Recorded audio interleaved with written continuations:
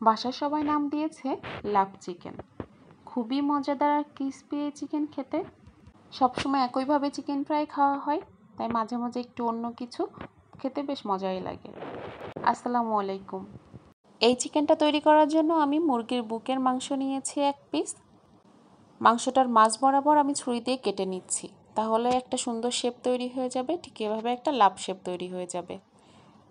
এখন মাংসটা আমি একটা কাঁটা চামচের সাহায্যে একটু কেচে কেচে নিচ্ছি, যেন মশলাটা খুব ভালোভাবে ভিতরে ঢুকে যেতে পারে। একটা পোতা দিয়েও থেতলিয়ে নিতে পারেন। মাংসটা এক সাইডে রেখে দিচ্ছি, একটা মশলা তৈরি করে নিচ্ছি। তার জন্য বোম্বাই মরিচ দিয়েছি একটা, আর ধনিয়া দিচ্ছি আস্ত। ধনিয়াটা একটু ক্রাশ করে আর মরিচটা একটু মিহি করে বেটে নিচ্ছি। দিয়ে দিচ্ছি সাথে জিরা গুঁড়া, লবণ, সয়া সস, টমেটো সস। মিশিয়ে নিচ্ছি মশলাটা। তৈরি করা মশলাটা এখন মাংসের উপর খুব ভালোভাবে মিশিয়ে নিব। মাংসের 2 সাইডে একটু ভালোভাবে মিশাতে হবে।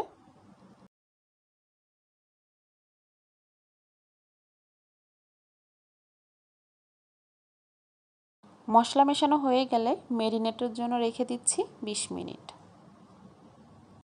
20 মিনিট পর চিকেনের উপর দিয়ে একটু আটা ছড়িয়ে নিচ্ছি,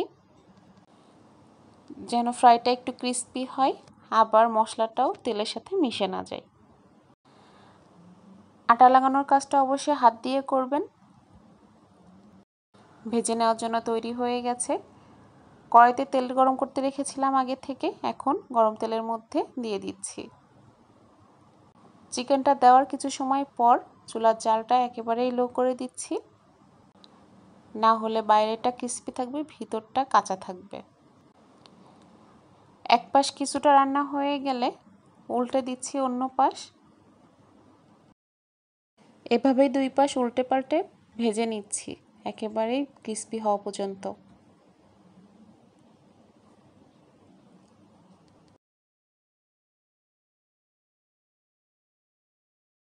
যখন এমন সুন্দর একটা কালার চলে আসবে 2 সাইডেই, তখন বুঝতে হবে হয়ে গেছে। এখন আমি তেল থেকে উঠিয়ে নিচ্ছি চিকেন পিসটি।